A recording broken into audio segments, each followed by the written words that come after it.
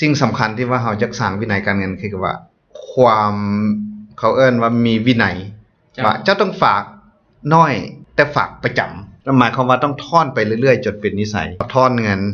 ไว้เพื่อหยังให้มีเป้าหมายสมมุติว่าเราเริ่มให้เป็นนิสัยคือเราไปออกกำลังกายเนาะคันเจ้าบ่เคยไปจักเทื่อเนาะข้าพเจ้าก็เป็นคนหนึงมาฮู้ว่าออกกำลังกายแต่ว่าบ่ค่อยได้ไปเป็นประจำ แล้วรู้สึกว่าขี้คร้านเนาะบัดนี้เนาะคันเฮาได้ไปเรื่อยมันฮอดมื้อมันอยากไปเนาะเงินนี่ก็คือกันออมจะไปคิดจะไปเข้าใจว่าอันออมเราต้องไปฝากธนาคารจังเอิ้นว่าออมบ่ปอนกระปุกก็ได้ก็ถือว่าออมให้มีวินัยมีวินัยหยอดกระปุกไว้เดี๋ยวนี้เนาะโดยเฉพาะมันเดี๋ยวนี้แล้วมันเฮาใช้เงินให้ลูกเนาะหมายความว่าลูกอยากได้อันไหน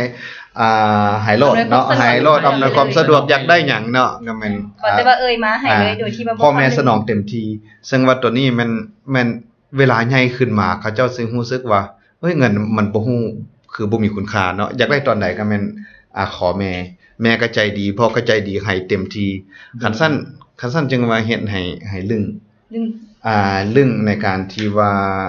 จ่ายเงินการฮู้คุณค่าของเงินนี่สำคัญเนาะตัวนี้ข้าพเจ้าอย่างว่าเฮ็ดแนวใดก็ได้สอนให้ลูกฮู้ว่าโอเคเงินนี่มันหายากเนาะก่อนจะได้มา